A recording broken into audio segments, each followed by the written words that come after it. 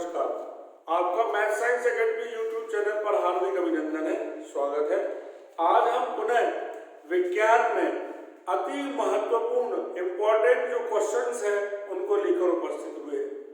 ध्यान रखिएगा, हमने इसके पूर्व के पीरियड्स में भी, पूर्व के कालखंड में भी आपसे आग्रह किया था कि आप हमारे math science academy YouTube channel को ध्यान से सब्सक्राइब कर लीजिए।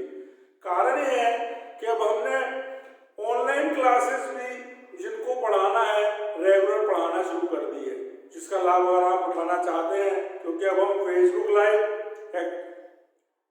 लाइव, गूगल मीट, यूट्यूब, ठीक है ना, लाइव, इसके अलावा माइक्रोसॉफ्ट ऐप और फेसबुक, इंस्टाग्राम पर अगर आप उनसे लगातार संपर्क में रहेंगे, आप उसमें हमारे से मित्रता बना के रखेंगे, हमारे इस चैनल को ध्यान से सब्सक्राइब करेंगे, तो आपको लिंक और समय मालूम चल जाएगा कितने बजे से कौन से पीरियड में हम क्या पढ़ाने वाले हैं। तो आज अपन अपनी वापस विषय वस्तु पर आते हैं। आज हम विज्ञान में, साइंस में जो फिजिक्स और केमिस्ट्री है, उसमें जो फिजिक्स वाला भाग कहलाता है, भौतिकी कहलाता है, उसमें प्रकाश से संबंधित, लाइट से रिलेटेड ह्यूमन आई, मानव नेत्र को पढ़ने जा रहे हैं। मानव नेत्र की बनावट हम पूर्व के पीरियड में पढ़ा चुके हैं। मानव नेत्र कैसा होता है, मानव नेत्र के प्रमुख क्या भाग होते हैं? प्रमुख तो तीन ही भाग मान के चलिए आप। पहला कॉर्निया, दूसरा नेत्र लेंस और तीसरा होता है रेटिना। जो स्वस्थ आंखें होती हैं, स्वस्थ नेत्र जो होते हैं, वो 25 सेंटीमीटर दूर तक की वस्तु को स्पष्ट देख सकते हैं। यानी स्पष्ट देखने की न्यूनतम जो क्षमता है वो कितनी है?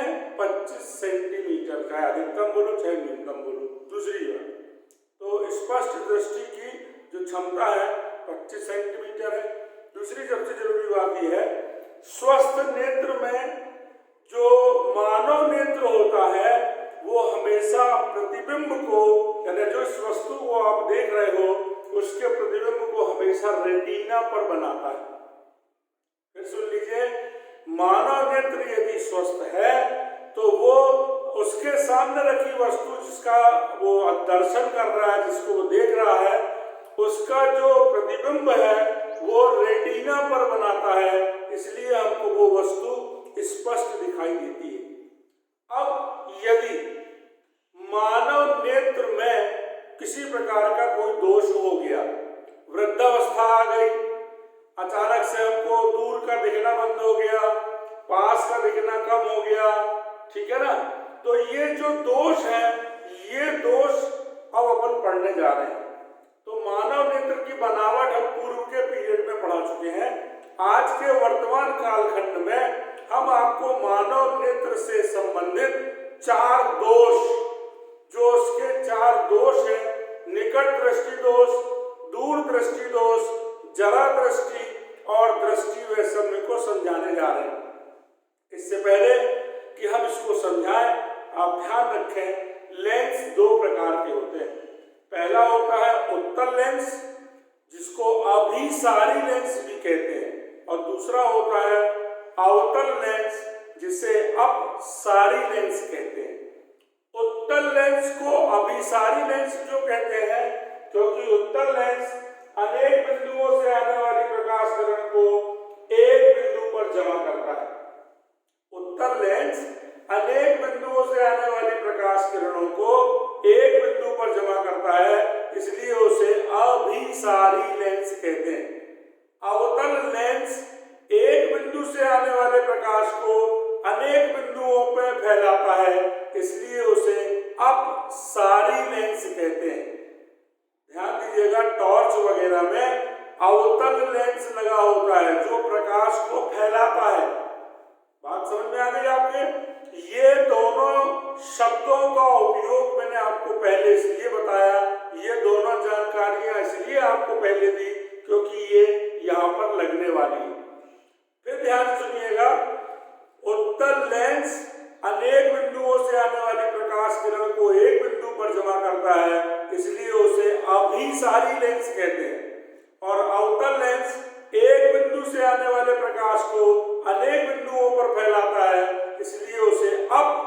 सारी लेंस कहते हैं। अब एक शब्द और समझना है।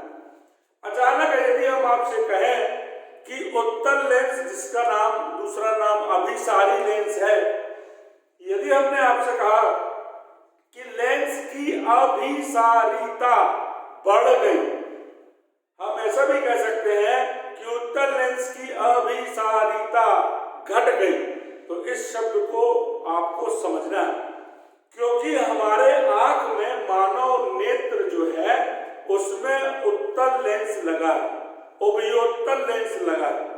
मांसपेशियों से बना हुआ लेंस हमारे आंख के अंदर लगा है, जो सिकुड़ता और फैलता है, जिसके कारण उसमें अभिसारिता घटती और बढ़ती भी है। तो ध्यान दें, यदि मैंने कहा कि अभिसारिता बढ़ गई का मतलब ये हुआ कि वो उत्तल लेंस प्रकाश किरण को जहां जमा कर रहा था उससे पहले जमा करने लगेगा। यदि मैंने कहा, जैसे ये चित्र बना है, ये प्रकाश किरणें आ रही है, ये उत्तल लेंस है। यदि मैं आपसे कहूं कि उत्तल लेंस की अभिसारिता बढ़ गई का मतलब वो प्रकाश किरण को पहले जहां जमा कर रहा था वहां से और पहले जमा करने लगेगा। यदि मैं कहूं कि उत्तल लेंस की अभिसारिता घट गई, कम हो गई, का मतलब ये हुआ कि वो जहां प्रकाश किरण जमा कर रहा था अब उससे दूर जमा करेगा। ध्यान समझना है, क्योंकि यहाँ पर अभिसारिता बढ़ गई, अभिसारिता घट गई, इन शब्दों का उपयोग होना है। दोष अभिसारिता बढ़ने और अभिसारिता घटने के कारण ही होते हैं। मानव नेत्र में स्वयं समंजन क्षमता होती है। मानव नेत्र के दोनों ओर, देखिए आप, मानव नेत्र में कॉर्निया होता है, नेत्र लेंस होता है, रेटिना होता है। तो नेत्र लेंस बीच में होता है, कॉर्निया और रेटिना होते हैं। दोनों के बीच में कांच द्रव और जलीय द्रव भरे होते हैं, जिनमें नमक होता है। नमक यानी NaCl। आपने देखा होगा, अगर आप आंसू आ रहे हो, आंसू अगर धोखे से मुंह में चले जाए तो आपको खारा लगने लगेगा। तो ध्यान दीजिएगा, मानव नेत्र की स्वयं की समंजन क्षमता होती है। मानव नेत्र वास्तव में असमरूप होता है। मानव नेत्र असमरूप होता है का मतलब सामने वाले की वक्रता त्रिज्या 9 होती है, पीछे वाले की वक्रता त्रिज्या 6 होती है। जब वो दूर की वस्तु देखता है तो मानव नेत्र फैल जाता है और दोनों वक्रता त्रिज्या 9 हो जाती है। जब मानव नेत्र पास की वस्तु देखता है तो एक वक्रता त्रिज्या सिकुड़ जाती है, तो दोनों 6 हो जाती है। ध्यान से समझिएगा, मानव नेत्र असमरूप उत्तल लेंस है। कैसा असमरूप? उसकी वक्रता त्रिज्याएं 9 और 6 सेंटीमीटर अलग अलग होती है। सामने वाले पृष्ठ की त्रिज्या, वक्रता त्रिज्या 9 सेंटीमीटर, पीछे वाले पृष्ठ की यानी यहाँ वाले की 9, यहाँ वाले की 6। लेकिन जब वो काम करता है, दूर की वस्तु देखता है, तो पीछे वाला जिसकी वक्रता त्रिज्या 6 है वो फैल जाता है और उसकी वक्रता त्रिज्या 9 हो जाती है। क्या फायदा होगा? वो इसलिए फैल जाता है कि वस्तु का प्रतिबिंब रेटिना पर बने और वस्तु स्पष्ट दिखाई दे। अब मान लीजिए नजदीक की वस्तु आप देख रहे हैं, तो जो सामने वाला पृष्ठ है वो सिकुड़ जाता है। जिसकी वक्रता त्रिज्या 9 है वो सिकुड़ के 6 हो जाता है।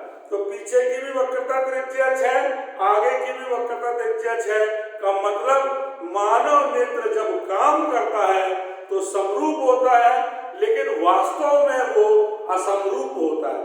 दोनों वक्रता त्रिज्याएं अलग अलग होती है। अब अगर यही काम जो ये सिकुड़ना और फैलना है, ये अगर गड़बड़ हो गया तो इसका मतलब मानव नेत्र अब स्वस्थ नहीं रह गया, वह अस्वस्थ हो गया, उसमें दोष आ गया।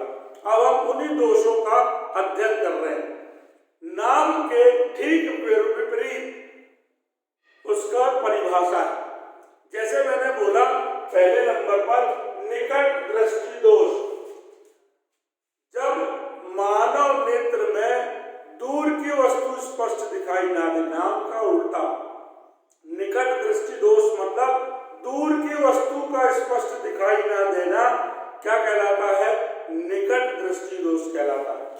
थी वो भी समझे आप। कारण ये निकट दृष्टि दोष मतलब क्या, दूर की वस्तु का स्पष्ट दिखाई नहीं देना क्या कहलाता है, निकट दृष्टि दोष कहलाता है।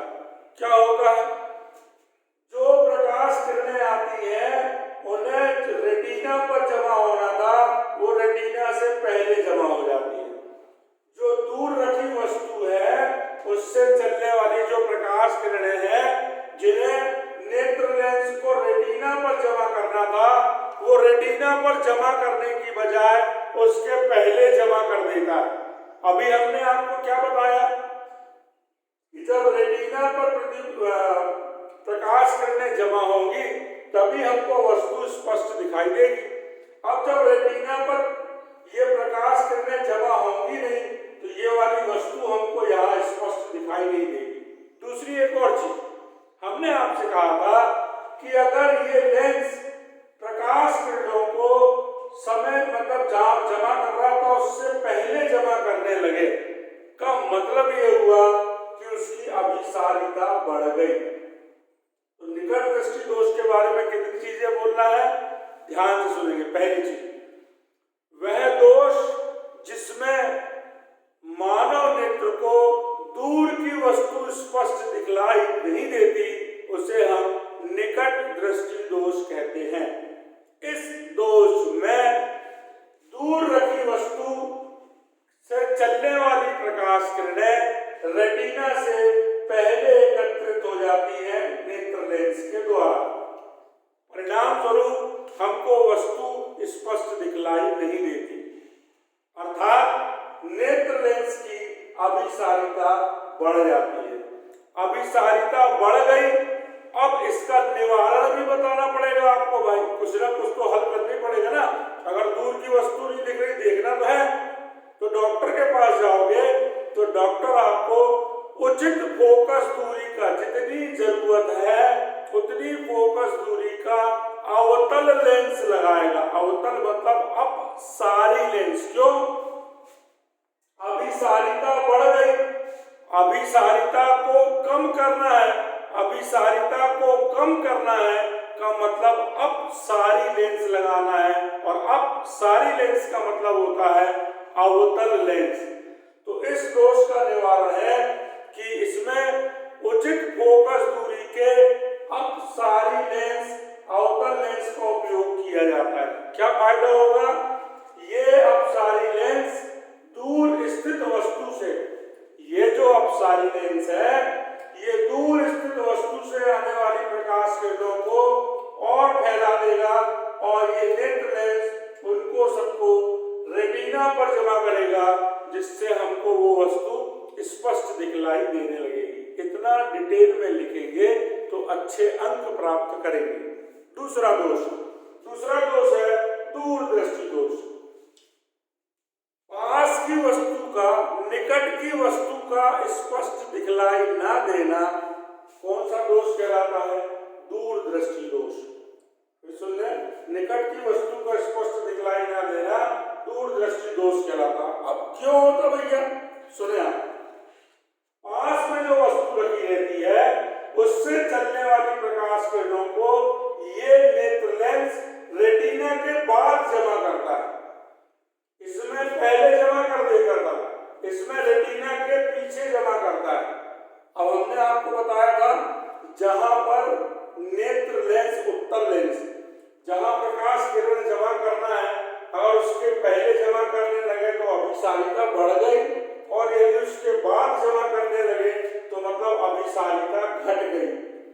तो दूरदृष्टि दोष में, मानव नेत्र में अगर दूरदृष्टि दोष है तो पास की वस्तु स्पष्ट दिखलाई नहीं देती, कारण कि जो पास की वस्तु से चलने वाली प्रकाश किरणें है वो नेत्र लेंस के द्वारा रेटिना के पीछे जमा की जाती है, यानी नेत्र लेंस की अभिसारिता घट गई। अब इसका निवारण मतलब इसको हल कैसे करेंगे, तो जब आप डॉक्टर के पास जाएंगे तो वो उचित फोकस दूरी का, जितनी आवश्यक है उतनी फोकल लेंथ का, उतनी फोकस दूरी का उत्तल लेंस, अपसारी लेंस लगाएंगे। क्यों, अभिसारिता घट गई है तो वो अभिसारिता को बढ़ाना चाहेगा, और अभिसारिता को बढ़ाना चाहेगा तो मतलब अभिसारी लेंस लगाएगा, और अभिसारी लेंस का मतलब होता है उत्तल लेंस। तो फिर एक बार आप ध्यान से बता दें आपको पूरी बात। वह दोष जिसमें कि दूर पास की वस्तु स्पष्ट दिखलाई नहीं देती, नेत्र लेंस निकट स्थित वस्तु का प्रतिबिंब रेटिना के पीछे बनाता है। नेत्र लेंस की अभिसारिता घट जाती है, उसे हम दूरदृष्टि दोष कहते हैं। इस दोष के निवारण के लिए हम उत्तल लेंस यानी अभिसारी लेंस का उपयोग करते। वो क्या करता है, वो ये वाला जो लेंस हमने लगाया है चश्मा, ये इस प्रकाश किरण को ऐसे करके हम नजदीक में कर देता है, और ये ले जाके यहाँ रेटिना पर जमा होने लगती है और वस्तु हमको स्पष्ट दिखलाई देने लगती है। अब आखिरी में आया दो दोष बचे। तीसरा है जरा दृष्टि। वृद्धावस्था में उम्र अधिक हो जाए तो ना तो दूर की वस्तु स्पष्ट दिखलाई देती है, न पास की वस्तु स्पष्ट दिखलाई देती है। उसका मूल कारण है कि नेत्र की स्वयं समंजन क्षमता कम हो गई। मतलब नेत्र के अंदर, मानव नेत्र के अंदर जो कांच द्रव और जल द्रव भरा था, उसमें जो नमक था वो धीरे धीरे कम हो गया। अब इतना तो जानते हैं कि बचपन से लेकर वृद्धावस्था तक कितने बार नहीं रोए होंगे। अनेक बार रोने के कारण कचरा चला गया, अन्य कारणों से आंसू निकल जाते, तो वो नमक वहां पर कम हो जाता है। तो जैसे ही उनका अपवर्तनांक बदल जाता है, मतलब नमक की मात्रा परिवर्तित हो जाती है, तो नेत्र लेंस की स्वयं समंजन क्षमता सिकुड़ना फैलना बंद हो जाता है, कम हो जाता है, घट जाता है। तो वृद्धावस्था में ना तो दूर की वस्तु स्पष्ट दिखाई देती है, ना पास की वस्तु स्पष्ट दिखाई देती है। इसे जरा दृष्टि दोष कहते हैं। आप ऐसा भी कह सकते हैं कि निकट दृष्टि दोष और दूर दृष्टि दोष यदि दोनों को मिला दिया जाए तो वो जरा दृष्टि है। अब इसमें गड़बड़ क्या होगी, वही होता है कि पास की वस्तु का प्रतिबिंब रेटिना के पीछे बनता है और दूर की वस्तु का प्रतिबिंब रेटिना के पहले बन जाता है। यानी दोनों को मिला दोगे तो ये वाला दोष बन गया। पास अगर वस्तु है तो नेत्र लेंस उसका प्रतिबिंब रेटिना के पीछे बनाता है, और वस्तु अगर दूर है तो नेत्र लेंस उस वस्तु का प्रतिबिंब रेटिना के पहले बनाता है। मतलब कुल मिला के नेत्र लेंस रेटिना पर प्रतिबिंब बनाता ही नहीं है, या तो रेटिना के पीछे या रेटिना के पहले, तो वस्तु स्पष्ट दिखलाई नहीं देती। तो नेत्र लेंस की स्वयं समंजन क्षमता के बिगड़ जाने के कारण वृद्धावस्था में होने वाला दोष जरा दृष्टि दोष कहलाता है, जो निकट दृष्टि दोष और दूर दृष्टि दोष का सम्मिलित रूप है। अब आपकी तो इतने समझदार आप हैं कि जब उनको पास का नहीं दिख रहा था, जब दूर का नहीं दिख रहा था, तो हमने ये लेंसों का उपयोग किया, उत्तल लेंस और अवतल लेंस। तो ऐसे वाले दोष में हमको द्विफोकसी लेंस, मतलब उत्तल लेंस और अवतल लेंस दोनों लेंसों का उपयोग करना पड़ेगा। क्योंकि पास की वस्तु नहीं दिख रही तो उसके लिए अलग लेंस, दूर की वस्तु नहीं दिख रही तो उसके लिए अलग लेंस। यानी हमें उत्तल और अवतल लेंस के सम्मिलित रूप, जिसका नाम है द्विफोकसी लेंस, उसका उपयोग करना पड़ेगा। बात समझ आ गई है? आगे चलिए। आखिरी है दृष्टि वैषम्य। ये एक विशेष प्रकार का दोष है। ऐसी कलर ब्लाइंड भी होते हैं कुछ लोग, रंग को पहचानने में कंफ्यूज हो जाते हैं। उनको हरा रंग काला दिखता है, नीला रंग काला दिखता है, गाढ़े रंग काले दिखते हैं। रंगों को अच्छे से नहीं पहचान पाना भी एक प्रकार का दोष है, ठीक है ना, वो अलग बात हो गई। लेकिन अभी मूल दोष में एक और बचता है, वो है दृष्टि वैषम्य। ये क्या होता है? ग्राफ पेपर, ग्राफ पेपर में क्षैतिज रेखाएं भी होती है और ऊर्ध्वाधर रेखाएं भी होती है। ग्राफ पेपर में आड़ी और खड़ी दोनों प्रकार की रेखाएं होती हैं। कुछ कुछ लोग विशेष प्रकार के हो जाते हैं, आंखों में दोष हो जाता है कि उनको एक साथ दोनों नहीं दिखती, या तो उनको खड़ी लाइनें भर दिखती हैं या सिर्फ आड़ी लाइनें भर दिखती हैं। तो ऐसे दोष को दृष्टि वैषम्य कहते हैं।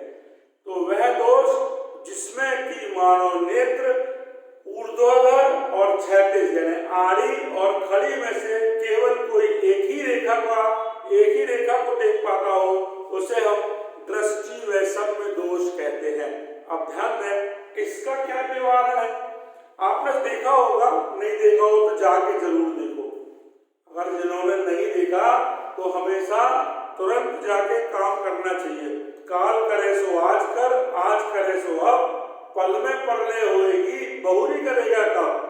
तत्काल आप जाके देखो कि जो